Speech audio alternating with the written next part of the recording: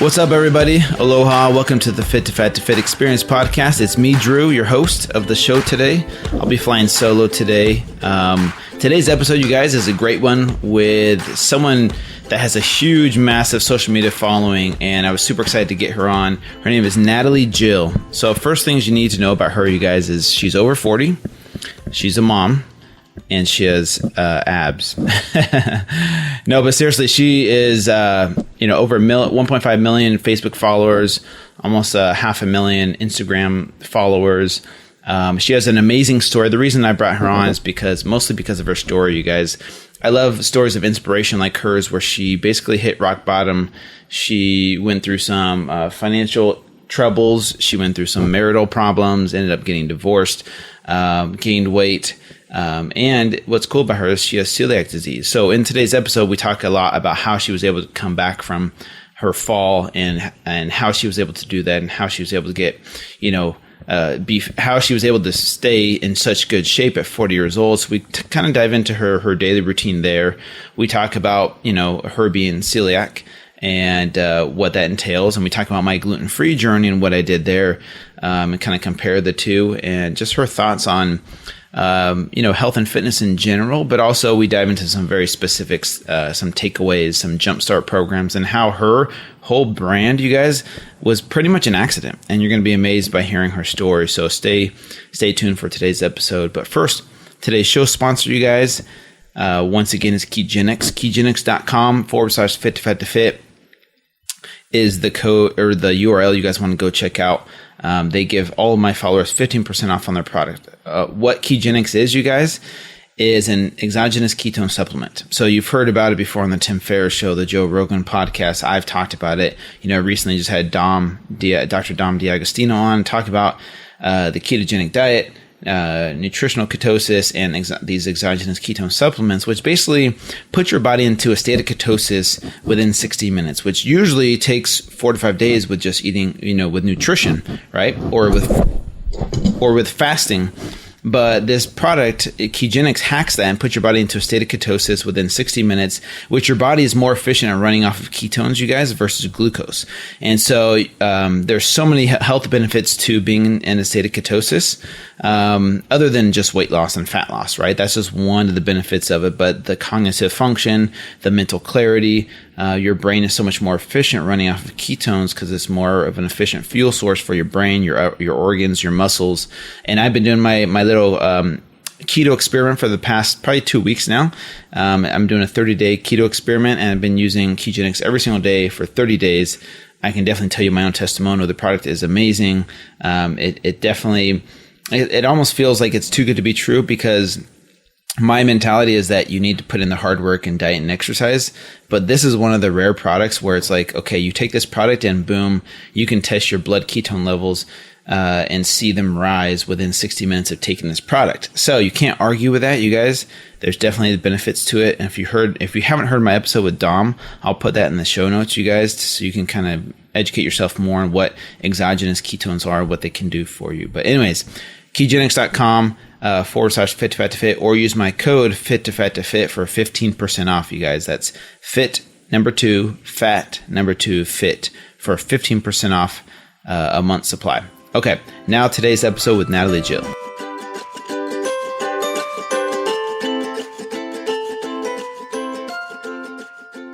All right, what's up, Natalie Jill? Welcome to the Fit to Fat to Fit Experience podcast. How are you doing today? Great. How are you? I'm doing awesome. Where are you coming from today? Oh my gosh, San Diego, California. But it's not so sunny in San Diego, California today.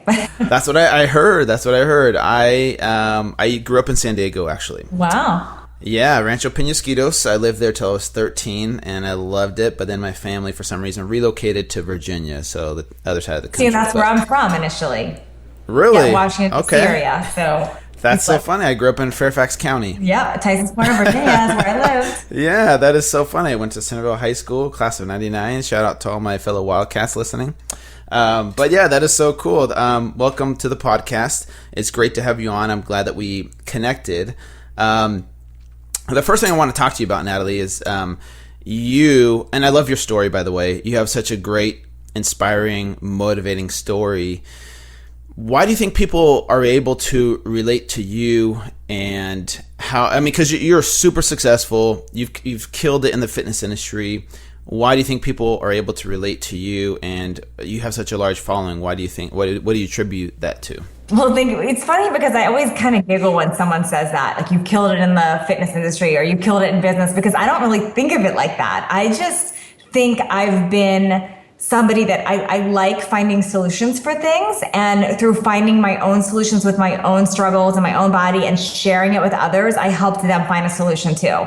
And because of that, because I wasn't trying to build a business or trying to do books or products initially, that's why people, I believe, relate to me if I were to, because I just was sharing and being authentic and being real and helping solve my own problems, which also helped solve theirs.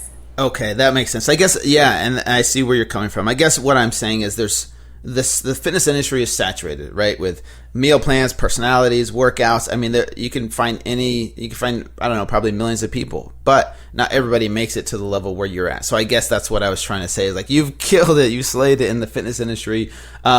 But I think what you're talking about is being authentic and being real. Whereas if you started this whole thing like, okay, here's how I'm going to make $1 million, here's my to-do list, and here's how I'm going to get there, you just kind of did it with a heart of, wanting to help people. Am I right? Yes. I did. And I'm good at listening, and I like finding solutions. So as I attracted an audience on social media and understood what they were dealing with, inevitably I moved that into solutions, which became programs and ultimately my business. But that's funny, because whenever somebody asks me like, hey, I want to do what you do, or what's a credential I need to get, or what's your advice? It's funny, because to me, I always go back and say, just be yourself, share it, and your audience will come. And then you come up with a product or a program or a business based on that audience, not the other way around, not the way old school business was done. It's not coming up with the idea first. Yeah, no, I totally agree. And here's the reason I can relate to that. Is because that's kind of how I started, when I did my Fit to Fit journey. I was like, you know what? Here I am. I worked in the medical field full time. I was a personal trainer part time. I'm like, I have this cool idea. You know what? I'm just going to learn how to create a website and have people follow me, and maybe I'll get like a few hundred followers and people will be inspired by this. But I had no idea. I didn't have this marketing plan like, okay, here's how I'm going to write a book. Here's how I'm going to get a TV show and start a podcast. I just went about it, really wanted to, for one, learn some lessons myself, and then at the end of the day, maybe help a few people. And so that's why I can totally relate to you, because people are like, oh, you're this marketing genius. Can I replicate what you did? And it's like, look, I didn't really plan for all this to happen. So yeah, I can totally relate to that. Okay, let's listen. You listen to your audience, and that's what I love when people do that. Yes. Okay, let's back up about 7 years, Natalie. Your story is very inspiring. I want people to hear it, my followers especially. How did you get started building this, and where did it all come from? Gosh, it's so funny, because if I think back to several years ago, I was in medical sales, and I was working at a dental implant company, which has nothing to do with fitness or nutrition. And I had this great job, and I had what would have looked like the perfect life to anybody that saw me. And I was pretty self-righteous about it all, to be quite honest with you. I was somebody who had not gone through struggles before. I had this great job. I was married. I had a baby on the way. I had 2 dogs. I had this nice house. From the outside, I looked like this totally happy, perfect person. And I thrived on looking like that, if that makes sense. I was a fake person. I was that trying to keep up with the Joneses, and I felt that I had this appearance to keep up. And I guess the world had a different plan for me, because right when I was pregnant, a lot of things started to change. One, my husband, who was my best friend at the time, and we realized we could not be married anymore. There was a lot going on there. This was the time when the market had crashed. So the housing market was changing, my savings was going away, and I was having a baby. So I found myself being somebody who had always been smart and good about my credit and everything else, all of a sudden being completely house poor, in debt, going through a divorce, about to be a single mom, and then to make matters worse, having to take a job demotion because my job involved traveling full time, and I couldn't do that as a single mom. So, which involved a pay cut then. So I went from this having it all together, or appearing like I had it all together, to really not knowing what the heck I was going to do with myself, because I didn't even know where I was going to live or how I was going to pay my bills or take care of my daughter. And to make that even worse, I had gained a lot of weight during that time because I was depressed. And quite frankly, I was just eating anything to make me feel better. Yeah, I can totally relate to that. How much weight did you end up gaining, if you don't mind me asking? So I'm only 5'2", so to put it in perspective, I say this is not a lot. And I gained, while I was pregnant, I gained 50 pounds, which is a lot for 5'2", which is 65 more than I am now. So I was already a little bit overweight before I got pregnant, and then gained the 50, and I will attribute it 100% to eating French fries and junk and just wanting to make myself feel better. It wasn't because I was pregnant and I just gained weight. I was eating junk to make myself feel better. I've been there before. Okay, so tell me, how did this Natalie Jill Fitness brand start to come about at that point in time? So I came crashing down into a depression after my divorce was final, and I realized I was going to lose my house. And I remember it's the only time in my life that I ever can say I truly went through a depression and I understood it at the time, what that was. And I didn't get help, which I should have in hindsight. But what kept me going was just knowing I had this daughter that was so important to me, and I couldn't let her down. So I had to keep it together. But it was a struggle just getting out of bed, just getting moving, just everything. And I went through, I had about 3 months of really feeling just completely miserable and down. And then one day, I always like to share this part because I think the commonality in any transformation, whether it's through a job, a relationship, your weight, anything, is you have to decide.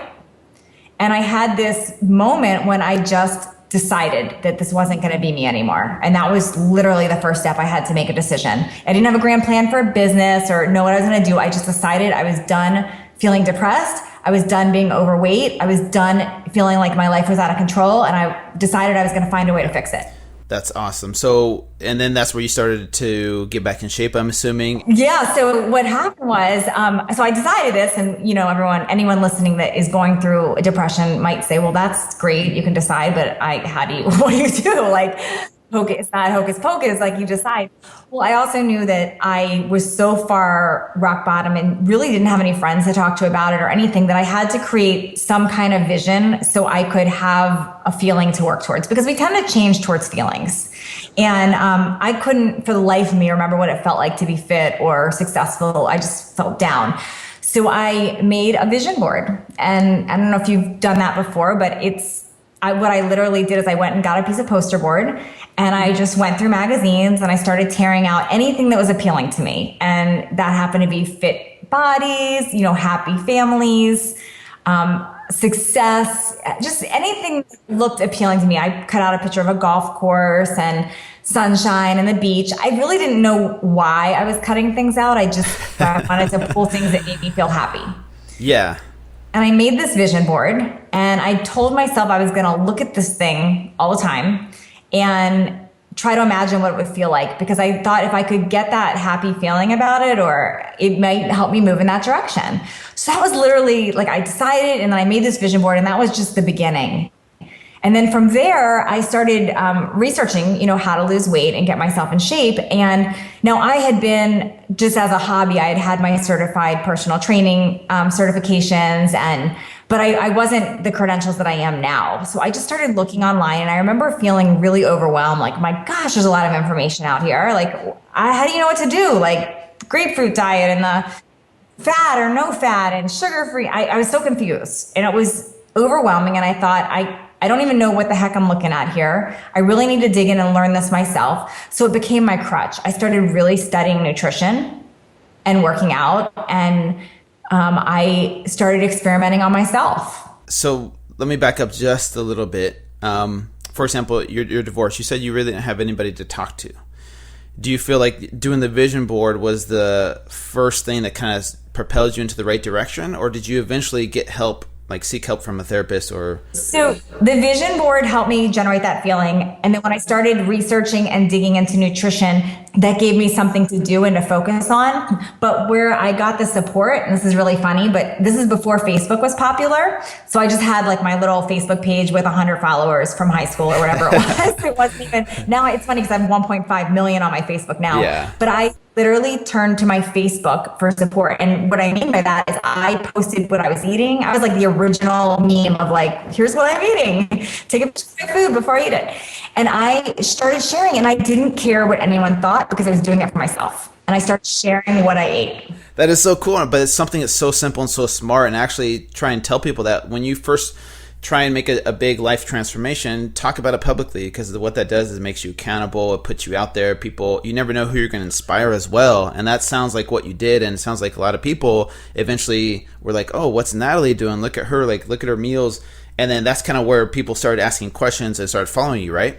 That's exactly what happened. And it's really crazy because I was literally taking pictures of my BlackBerry phone at the time. I don't even think they make Blackberries anymore. And I was posting them on Facebook. I didn't care what people were thinking. I just was posting them and saying, this is what I'm doing, this is what I'm eating. And what happened was everyone was really curious. Well, that looks good. How'd you make that?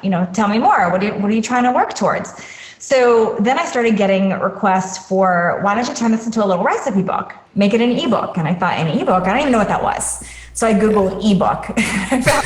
Book. Okay. Yeah. Electronic book. So I remember I took all my BlackBerry pictures and I spent like a few hours merging them into a Word document. And I wrote what they were and my little descriptions. No food photography, no nutritional breakdown. But I made this little file and I put it on my Facebook and I said, okay, I have my recipe book, $10 or $12, whatever it was. And people would send me a little PayPal for $12 and I'd email it to them. And it was funny because all of a sudden I started, I'd sell 2 or 3 of these things a day. It was crazy. And people liked them and they would ask, well, how do I put this together for a meal plan? So after getting that request enough, I sat down one weekend and I wrote what now is my best-selling program, 7-Day Jumpstart. And I did that by literally sitting down one weekend and I wrote out everything I just told you. How to do a vision board, how to decide, the kind of recipes I started creating. I just wrote it out. I don't think I had anyone proofread it. I didn't put any professional graphics. It's embarrassing what it was now. And I put it on Facebook. I remember it was like 7 p.m. on a Saturday night. And I'm like, okay, guys, I have my 7-Day Jumpstart, $35. And same thing. People would PayPal me. I would send them a little attachment. And what happened next was just really amazing. What happened next is my program started getting results for other people. And those people would email me or send me a Facebook message and say, oh my gosh, your 7-Day Jumpstart is amazing. I feel like I have my life back. I lost 5 pounds, or whatever it was. They were happy. And I would screenshot what they sent me and I would share it with their permission. And I would end the caption with who is next. So it was never about me. It was about them. It was, look at Jenny, like, look what she did. Oh my gosh, this is what she sent me. Who is next? And it started spreading like wildfire. That is so cool. So let me ask you, why 7 days? What's so magical about that? And why do you think people love that number or love the 7 days? So I picked 7 because I feel like anyone can do a week of anything. You can do a week of anything. Telling someone to do 4 weeks, 12 weeks, the typical 3 months, I got it. But if you feel really good after 7 days, chances are you're going to keep doing it. And I just thought it was a little bit more obtainable and you could see a result at 7 days. So I picked that number. Let me jump back to the vision board really quick. So I think that it really is very powerful. But do you find that, I'm guessing this is mostly geared towards women, because I feel like I haven't done a vision board personally. And I don't know why, other than I feel like, okay, this is a girl thing. Maybe because I saw Lynn do it. I'm like, okay. I see Lynn. So true. Okay, the reason I learned about a vision board was from that movie, The Secret. Do you remember the movie, The Secret? It was a book originally, and then it became a movie. Shoot, I'm trying to think who's in it. Was there any action scenes in it? John Axelrod talked about a vision board. Okay. I made it because of him. And I will tell you, I've had a lot of female transformations, but my biggest, most dramatic transformations are men. And I have a 7-Day Jumpstart for men too. And my book is geared for both. But a vision board is so critical. And I'll just tell you a little crazy story. I just moved, since I lost that house that I was talking about earlier, I've moved 3 times. And the house I just moved into a couple months ago, I love it. I'm so happy to be living here. And when I was unpacking and moving, I found that original vision board I made 8 years ago. And the craziest thing was I looked at this vision board, and not only has every single thing on that vision board come to fruition, I mean, every single thing has come to fruition, but there's a picture of a golf course view on it that I forgot was even there. And it's the exact same view of my backyard right now. No way. It's really? Scary. Yes. Yes. Okay, I'll make you a promise, Natalie. I will do a vision board, and I will take a picture and post on Instagram and share it with you. I love it. Okay, and show that guys can do this too. Okay, here's the thing: is I'm shifting towards that side of things. For example, I do meditation, I do positive affirmations, woo-woo stuff that I used to think was really weird. Like, okay, this is kind of hippie-ish. Why am I going to say positive affirmations about myself or do a vision board? Totally. I really do believe in the power of these things. It's just I just have to talk myself into doing it. And so, okay, I promise. I'll promise listen, my new vision board, believe me, I put like a private jet on there. I'm just going crazy now. I'm putting everything on it now. Why not? Why not? For Winfrey up there, I'm putting everything. Okay, that is cool. Okay, I made that promise to you, and I'll follow through with that. So everyone keep me accountable with my vision board. I just haven't done that since maybe I haven't bought magazines or anything like that. So go online. I did my new one. I just Googled images that I wanted and I printed them out. All right. I kind of want to segue into a different topic here about being gluten-free, because I heard you on a podcast talk about how you were celiac. And for those of you that do know or don't know, I did an interesting gluten-free journey, and I'll describe it to you really quick, Natalie, and then I want to get your thoughts on it. So basically what I did is I don't have celiac. I don't have gluten sensitivity, but I do for the most part eat 99% gluten-free just because I stay away from processed foods. Okay, so what I did was for 2 months, I wanted to show people that thought gluten-free was gluten-free foods were healthier, is for 2 months I ate gluten-free processed foods. And I documented my journey, did my blood work, ended up gaining 24 pounds and double my body fat percentage. Went from 7.5% to almost 15%. Just to show people that just because something is labeled gluten-free doesn't mean it's healthy. And then the next 2 months, what I did was ate gluten-free real food, things I don't need a label with gluten-free. And obviously my blood work went back to normal, lost all the weight, got my body back, things like that. It was just a mini experiment, because I feel like there's a lot of people, even today, Natalie, that still think gluten-free is healthier for them. Do you still get that? Do you still get that today? Oh my gosh. So I have so much to say on this, and I'll narrow it down. So yes, and that is so funny because yes, I am a celiac and I am gluten-free, but I did not call my book gluten-free. I called it Unprocess Your Diet, because there's a difference. And when you eat a natural, unprocessed food diet, that is gluten-free by nature. If you eat things in its raw natural state, which before someone tells me wheat is not processed, you're not eating raw wheat. So when you eat a real natural food diet, things that once grew, think fruit, vegetables, rice, sweet potatoes, meats, fish, all of that is naturally gluten-free. So eating an unprocessed diet is gluten-free by nature.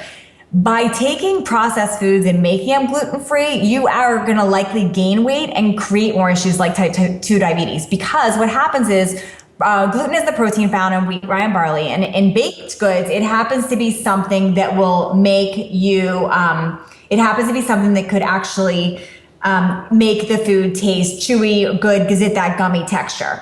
So when you remove that, you have to add something else, likely sugar, other fats, to make it have that texture. So you're gonna get a higher glycemic food, which is gonna create a bigger insulin response when you eat it. It's gonna create you to be more hungry. You might as well just be eating candy as far as I'm concerned.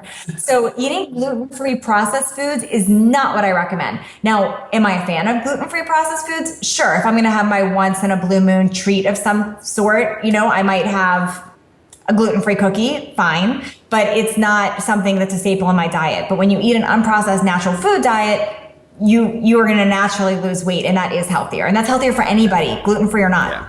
And that's what's interesting about it is, and I also put this out there when I was doing it. I'm like, look, for people that have celiac disease that can never have a gluten-free cupcake or a cake for their birthday, I totally get why there is this section in the grocery store for gluten-free processed foods. It sucks to be a kid and not be able to eat your own birthday cake or go to a friend's house.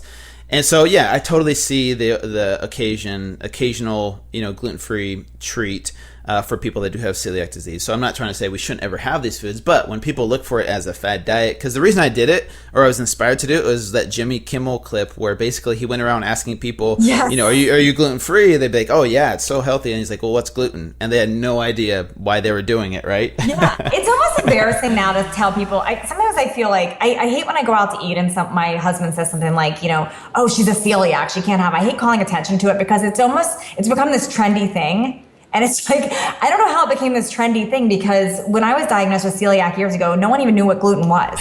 Yeah. And all of a sudden it's this trendy thing, and I don't want to be lumped into that. So I just order unprocessed natural foods and I don't have a problem. Yeah. Here's one good thing by it becoming trendy, is that you can pretty much go almost anywhere, any restaurant, and they will accommodate you. Right, they know what gluten-free is. I gotta tell you, I would rather that there was not gluten-free donuts and pizza, because then that's, I'm human. I'm gonna want to eat it all. It was kind of nice when I just couldn't have it. Oh, gotcha. There we go. Okay, I see what you're saying. I guess what I'm saying is like, hey, I have celiac disease, so please make sure there's nothing in the seasoning or the sauce. Yes. That's what I was referring to. Not like, hey, give me some gluten-free pancakes. Yeah. But yeah, I don't love that they have like gluten-free donuts everywhere now. In fact, I'm gonna blame any weight gain I have. I'm blaming on that. Okay, maybe we'll have to do a journey together to kind of get rid of that, that kind of section. So how do you eat now? I know that you say you eat gluten-free, but would you categorize yourself as, paleo, vegan? Like what how do you eat? I'm an unprocessed diet fan. So that means I don't mean everything. I mean like 95% of what I do, which is the other thing. Like, I'm not a fan of extreme anything. So I would say 95% of what I eat is an unprocessed natural food diet, which means it's in its natural state. It once grew. It's very basic. So I love vegetables. I love fruits. I love nuts, seeds, proteins, rice, yams. And when I eat that way, I don't find that I need to measure or I'm eating real foods with real flavoring. I'm not having artificial sweeteners. I'm not having high fructose corn syrup. I'm not having things that mess with my taste buds or my cravings. So that is what I've based my books on, is unprocessing your diet and eating natural foods, and that works. However, that doesn't mean I'm not human. Like I'm the first to admit that like it's that time of month I'm having Reese's Pieces. It's good for me, but like I'm human. Yeah. Because it's not what you do every single day. It's what you do most of the time. It's not what you do once in a while. Yes, I totally agree with that. And it's kind of like how you find that balance in your life, right? With eating those foods and not feeling too deprived, and having balance and moderation in what you eat, right? So you're not saying you never eat those foods. So here's my next question. This is kind of interesting because here you are, you're 44, right? Yes, am I correct? 44. You don't mind me saying that on air? 44. You have six pack. You have a six pack. You have a kid. You're a mom. I mean, that's seriously inspiring and motivating to so many people out there. And I'm sure people are cutting you out to put on their vision board, right? So here's my question: is you live this lifestyle. You're in super good shape. What do you do to stay motivated to stay in shape? Is it the accountability to your followers, or do you set goals for yourself throughout the year, year after year, to be like, okay, I have to maintain the six pack? Is it just for your followers? Is it just for your own self, motivation of wanting to always look good? Or do you get burnt out of like, okay, I have to look good for my followers? How do you find that balance in staying motivated? It's definitely not for my followers. It's because I'm really real with my followers, and I don't mind sharing if I'm gaining weight or losing weight or whatever. But it's really the way I feel. I don't want to. I want to be pain free. I want to be able to be active. I want to have a lot of energy, and I want to feel confident and good about myself. And that's really what that boils down to. So whether that's a size 2 or a size 10, as long as I feel good about myself and I have energy and I can move without pain, I'm happy. And I'm somebody who doesn't like to sit. I have a lot of energy, so I like to move around, and I like to stay active, and I do not feel there needs to be extreme anything. So I'm not an extreme dieter. I'm not an extreme workout person. I post these little clips on social media daily, like really short clips of body weight moves you can do. And there's always somebody that says, okay, but what do you really do? Like, I really do that. Yeah. I don't spend 2 hours in a gym. I don't even have a gym membership. I literally use my body, and it's always some trainer will chime in and say, well, there's no way you can have abs, working out 10 minutes a day or 15 or 20 minutes a day. Really? Try to hold a plank for 5 minutes and tell me how you feel. Because I guarantee if you work towards holding a plank every day for 5 minutes for the next year, you will have abs. It's not easy. So it's the types of exercises. I like to challenge myself. I love when people tell me I can't do something because I'm determined to make it happen. Like, girls can't do pull-ups. Really? I can do them. Or, girls you can't have six-pack after a baby. Yes, I can. You can't be a fitness model after 39. Yes, I can. So I like challenges. That is okay. So you set challenges for yourself of always trying to stay motivated. Because for me, here's the thing: is I do get burnt out if I'm just trying to look good, right? Yes. I think for me, that's not my focus. That's just a byproduct of wanting to live a healthy lifestyle for my kids, and it ends up being that I do have a six-pack, but that's not my main focus. Like you, right? I think the trend is for people to learn how to work out smarter, not longer necessarily. So 15, 20-minute workouts, 4 or 5 days a week is enough, especially if you know how to get your diet and nutrition dialed in and stay consistent 80 to 90% of the time. I feel like there's a shift in the fitness industry to move over to that. So I say work towards stronger. I tell everybody, like, don't work towards skinny or perfection because that's not possible, but you can work towards being stronger. Like, I could rattle off 10 easy exercises that if you just do those or your own body weight, you will change your whole body. Like a pull-up, for instance. A pull-up or a chin-up works so much of your body. Just working on pull-ups every day is huge. Or doing planks, like I mentioned, or doing, there's tricep dips. There's so many things you could do with your own body weight that are intense and will change your body. Do you still feel like there's pushback from girls to not want to lift weights or not to want to get bigger, or the stronger thing? Do you feel like girls still kind of push back? Well, like, I don't want to have muscles. Do you still get that? I don't know that I get that as much anymore. I used to have I definitely have a six-pack still, but I think I used to show it a lot more, and I would get that's manly or whatever. And I don't think about like, hey, does this show my six-pack right when I'm showing this? I'm more just am teaching, and if people see it, they see it. There's sometimes I wear long shirts. I'm not as concerned about that. I think for me, I just want to empower people to feel best about themselves. And I'm the first person to tell somebody, like, hey, go on a social media cleanse if looking at other fit people stresses you out, or, just work towards being your best you. And when you work with your body weight or towards stronger, it's really cool because you can challenge yourself to progress and you see the progression. Where if you're just going and taking the same class every day and doing, 3 sets of 12 and you're not really working towards changing, that gets discouraging. Yeah. No, I agree with that 100%.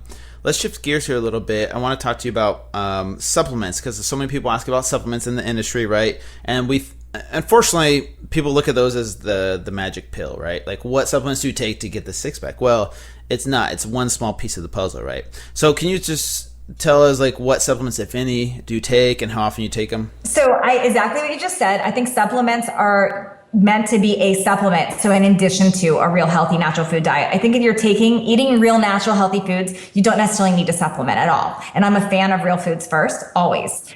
That being said, there's a few things I take because I like the way I feel when I do. And it doesn't mean everybody needs to do this. It's just for me. Like, I do take fish oil every day. I'm a huge fan of fish oil. It helps with my concentration. It helps with my joints. I like taking fish oil. I definitely use whey protein.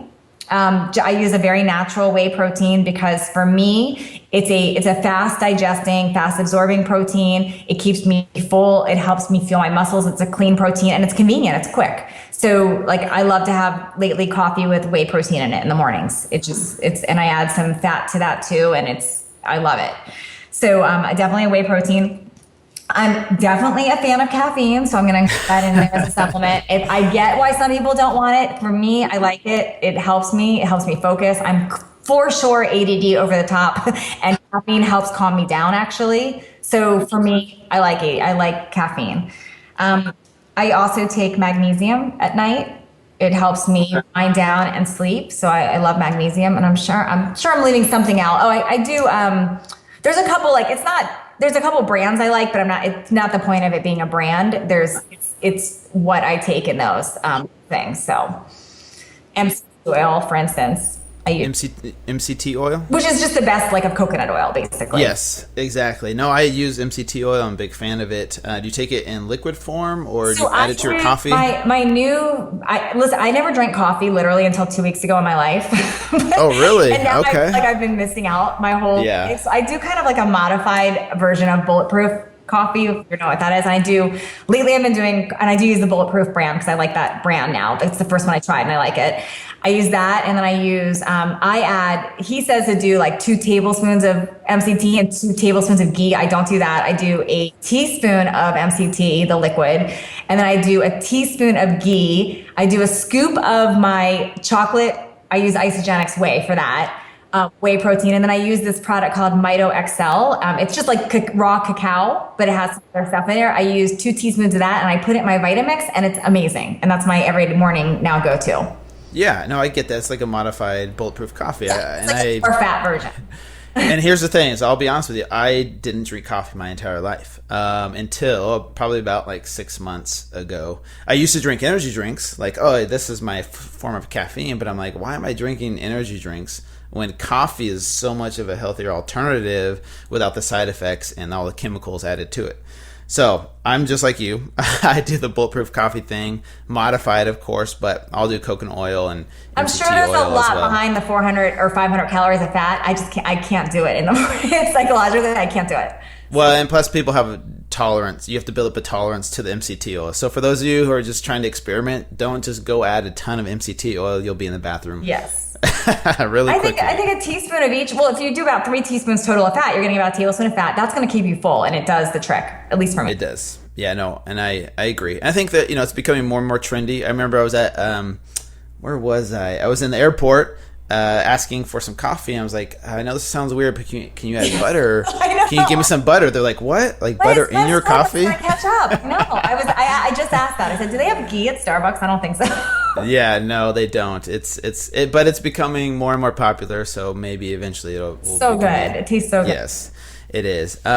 Okay, so your 7-day jumpstart plan, that is in print format. It's not ebook anymore. So I still have my ebook 7-Day Jumpstart, which is the plan, which is the original plan, which is still great. But I have my new book, which is in all bookstores coming out May 3rd. It'll be everywhere. People can pre-order it now, but it's a brand new updated version of the Jumpstart with 84 brand new recipes. Okay, that's what I was going to ask. What's the difference? Yeah, it's a modified, newer meal plan, 84 new recipes. I walk through how to do the vision board, the goals. I've got some great transformation stories in there. And then the other cool thing is I put 7 7-minute workouts in there using just your own body weight.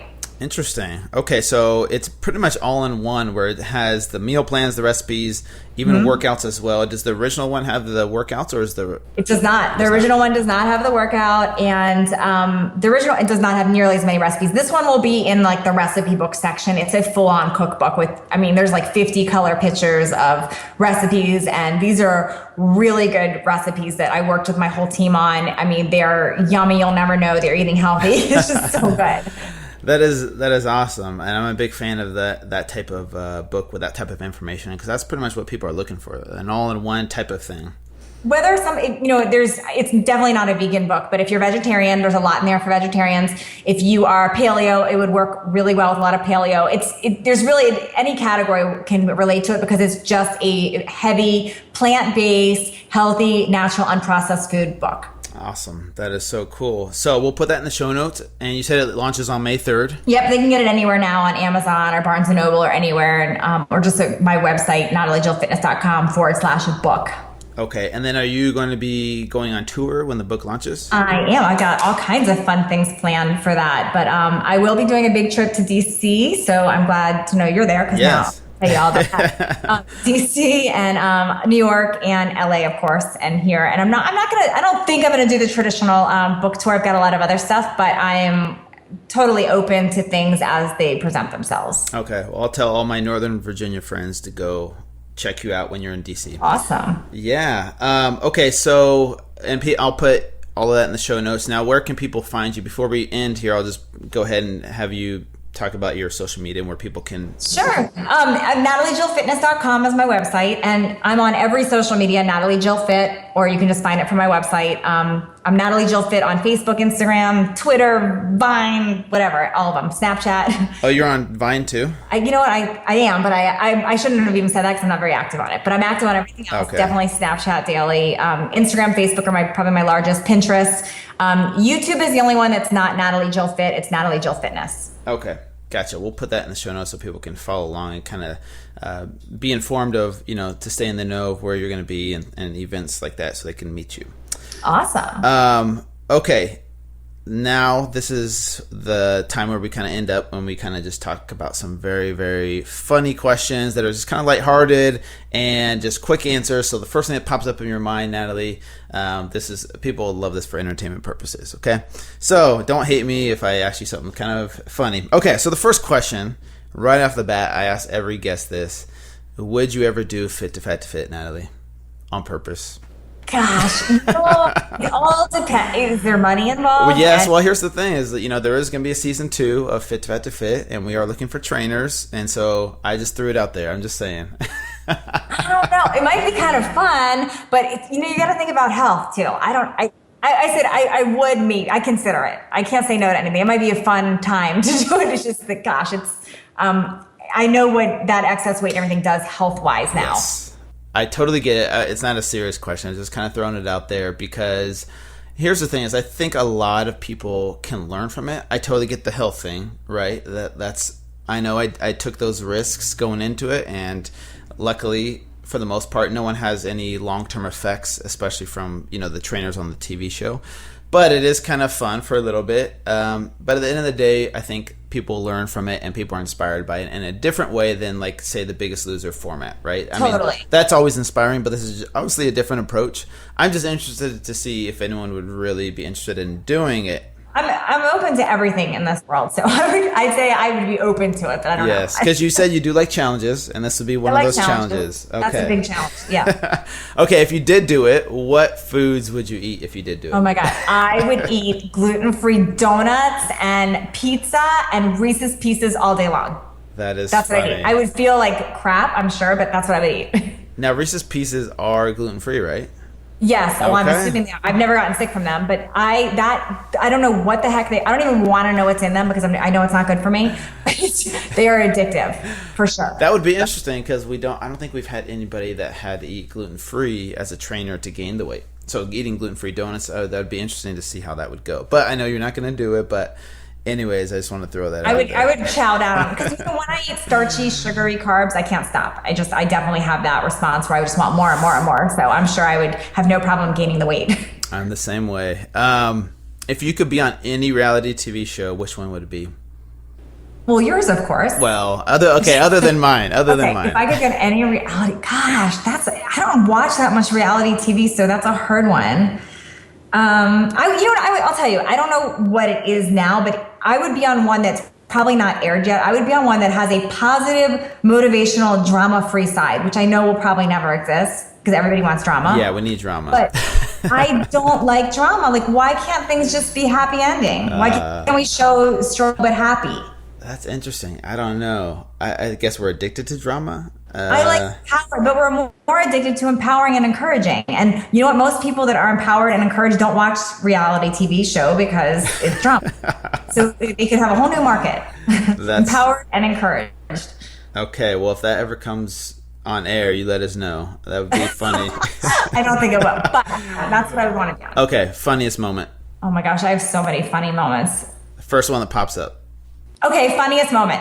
I was doing a shoot for Health magazine, and I had the makeup artist and the hairstylist and all that stuff. And just when they left, I came inside and I bit a carrot and my front tooth broke in half. What? Are you serious? Yeah. Yeah. Literally, I was a jack-o'-lantern. Oh my gosh. So, like, what the heck? Like, I'm missing my front tooth. And I should go show my husband, and he's laughing at me, and I'm like really upset. And it's hard not to laugh, but it's really upsetting. And it's a weekend, so no one can do anything or help me. So I would say that was probably the funniest moment. And me, I don't mind making fun of myself, and there's nothing I hide. So I took all kinds of pictures of myself like that. And my next presentation I did on stage, I put that up as the starter picture. That is so funny. So what did you do? Did you cancel the photo shoot, or did you just go? No, it was right after the photo shoot. Oh, it was right after. for the weekend for sure. I just took pictures and sent it to people and made like little memes out of it. But yeah, it was embarrassing, but it was funny because I like laughing at myself. Okay. So I would say that's like that I bit a carrot and my tooth broke in half. Well, dang, that goes. I guess that's. It's a full-on jack-o'-lantern. I couldn't talk. Sounded like a list. I'll have to scroll through Instagram to find that photo. I guess. Well, my next question was, what's your most embarrassing moment? But is that qualify as both, or do you have an embarrassing moment that you would be willing to share? Gosh, that's another. I would say I've had numerous embarrassing moments of being on TV or filming, and then like because I don't have like a real tan. I mean, I like the sun, but I'm not real tan, so I spray tan, and it always rubs off on things in awkward times. So I can think of times I was like on camera or something, and you get off the yoga mat and you got spray tan there. That's kind of embarrassing, I guess. No, the struggles of spray tanning, I guess, right? That is so funny. No, I've had that happen before, not on national TV or anything like that, but it's weird how that happens, right? Especially when you're sweating. Okay, what's one thing you can't live without, other than like family, cars, like anything big, like something small? So, for example, I'll give you an example. For me, I can't live without chapstick. Like after I brush my teeth, my lips are always dry. I have to have chapstick. Is there something that you can't live without? Toothpaste. I have to brush my teeth a lot. I can't stand the feeling of not having clean teeth. Do you brush your teeth after every meal? I brush my teeth like 10 times a day. And you bring it with you when you travel? Oh yeah, now they have little disposable toothbrushes that I can carry in my bag. Yeah. So those too. That's funny. Teeth. Okay, well that concludes my lightning round questions. That wasn't too bad, right? No, it was good. Well, thank you so much, Natalie. I really, really appreciate you coming on. We'll have to have you back on in the future because I know you're going to have other big things to come, and I'm glad that we connected. And thank you so much for sharing all this valuable information with my followers. Thanks, Drew. Okay, Natalie, stay in touch.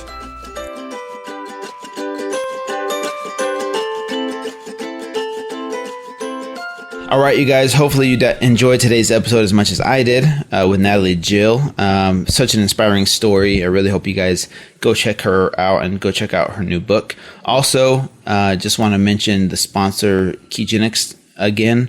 Don't forget to use the code FIT2FAT2FIT if you want to try out the product for 15% off. You can't find that type of discount anywhere online, to be honest with you. So definitely use that code and check out ketogenics.com/fit2fat2fit. Also, if you want to stay in the know about my upcoming events or announcements that I have, please follow me on social media. Facebook, Twitter, Instagram, Snapchat are all at fit2fat2fit. Lynn's social media is at 2fitathome, you guys. And my website is fit2fat2fit.com. Her website is 2fitathome.com. So please go check those websites out. Sign up for our newsletters so you can stay close to us, and we'll keep you posted on what's going on, you guys. So stay in touch, and we will be back here next week with another great episode on the Fit to Fat to Fit Experience podcast.